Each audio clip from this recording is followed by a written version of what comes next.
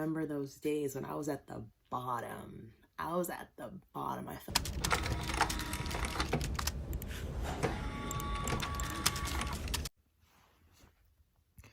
So I haven't been doing well mentally, physically, emotionally. It's been really bad the past couple of months. And it all started when my roommate notified me that I was getting kicked out of my apartment, that I was done. I'd already been in a place where I was looking for a new job. So now to be dealing with this, I was like, great. You want to kick me out? Great. That is good. This is my room right now. Hold on. So I am in the process of packing up my things. I cleared out my closet. I still have accessibility to clean clothes. They're just packed up. But basically everything is ready to go at a moment's notice. It's kind of surreal, but my life. This is my life. Yeah, so that's what I'm currently dealing with. I tried to fill up a lot of holes so you can notice how it's a little different. I might do a little paint job if I'm in a good mood. Ooh. But this is my current situation. So yeah, I have just not been in a good place. And just learn from my story. I have not been in a good place. I have not been in a good place. So my roommate didn't immediately kick me out. She gave me the opportunity, the chance to fix my error, and I chose not to. I chose to hold my ground and decided not to change what I had done. And so she decided to go from 0 to 100, and basically I'm out. Basically, I've had a really sweet deal where I currently live, and it's been a sublet for multiple years. I never really tried to get on the lease, and because I'm not on the lease and she's on the lease, she basically forced my hand, used her upper hand, if you want to talk about that. She basically had the advantage and used it against me. And I basically, instead of dragging this all out and going to war with her to stay here because I pay really good rent, I decided it'd be best to put that energy into creating a new situation for myself, something better. So my room, this is literally my whole life. I've lived in this apartment since I've moved here. If you go to some of my early videos, you'll see kind of how it all started, but this is kind of the dramatic ending of it. And my room is like a shoebox. Hold on. My room is like the shape of a shoebox. 13 by 7. 13.5 feet by 7.5 feet.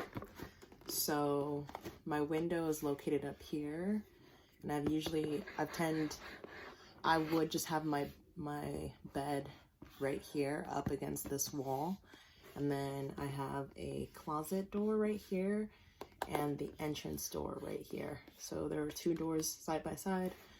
I had a little bit of space to put a rug, had a full-length mirror, a bench.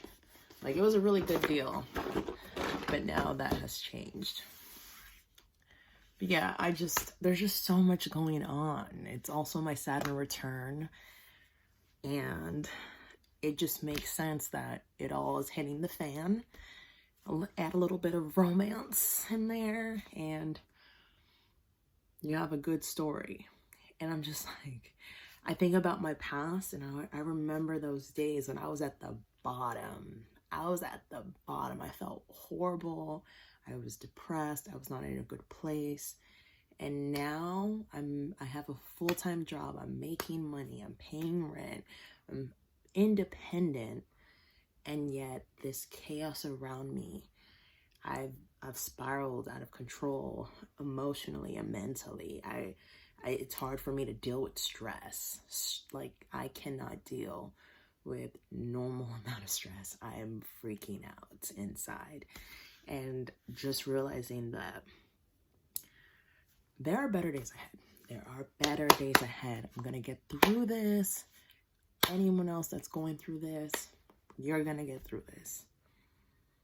I am very patient when it comes to revenge. Not saying I'm plotting or doing anything, but I wish my roommate well. I wish anyone who does anything to hurt me well. And I will say, like, she did give me the chance to take accountability, and I chose not to.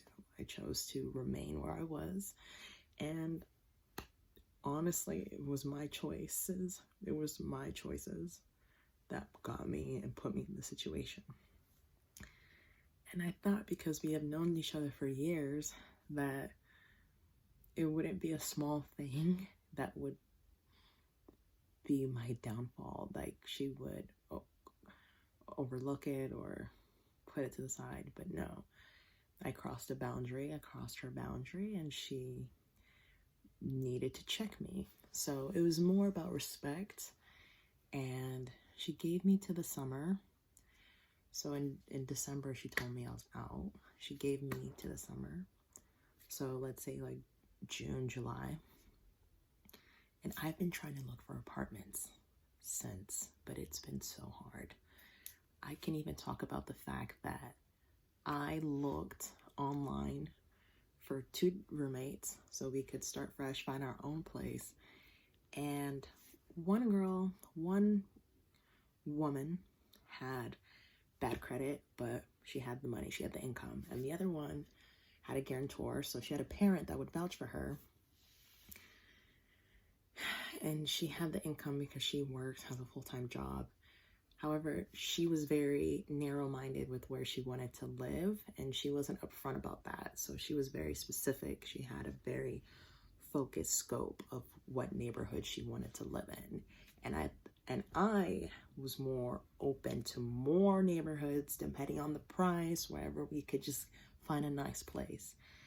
And I put so much effort to check apartments with the other potential roommate with the bad credit but had the income, and the other one who was more focused on a specific neighborhood because she already lived there. She ended up just riding our tailcoats because we were doing everything for her, and it didn't work out. The one with the bad credit wasn't satisfied with the apartment that we had locked in on and decided to pull out or remove herself back out because she had a bigger budget and she was in a flexible situation, so she had more time to find a space that she actually liked. Whereas the one that had more conditions didn't have enough time. She needed to place by March 1st. And we found, so when one of our roommates backed out from the prospective apartment, we had to find another roommate that we can move in with, because I said, hey, I cannot split this rent with you for just 2 people. I need a third, we need a third roommate. We found a third person in 3 days. And then that person backed out. They were supposed to see the apartment, and they told the agent they had a family emergency and couldn't go. Then the next full day, 24 hours later, they told us they had gotten 2 offers that night. That same night, they backed out from seeing the apartment due to an emergency. And then we saw one person was like, I can't commit to a 12-month lease. And then another person backed out. And I just told the person that the 2 of us, we were the last remaining roommates, like, hey, it's over, it's a wrap.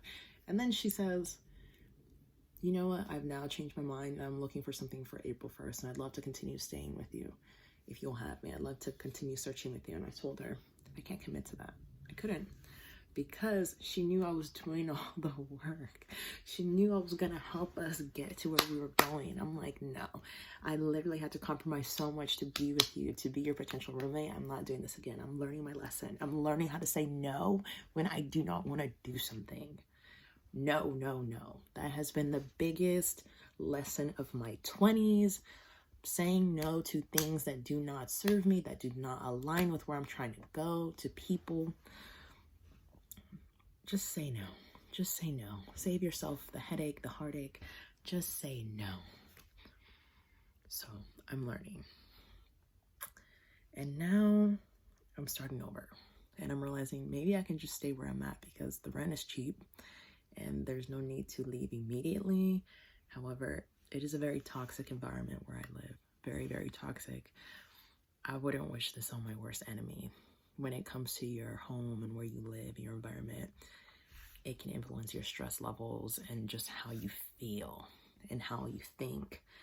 And I've taken a lot of invisible hits because I've continued to live here. And I don't want to do that anymore. I want a new place. I want a better place. And my friends and family are rooting for me. They know I'm gonna find something that fits.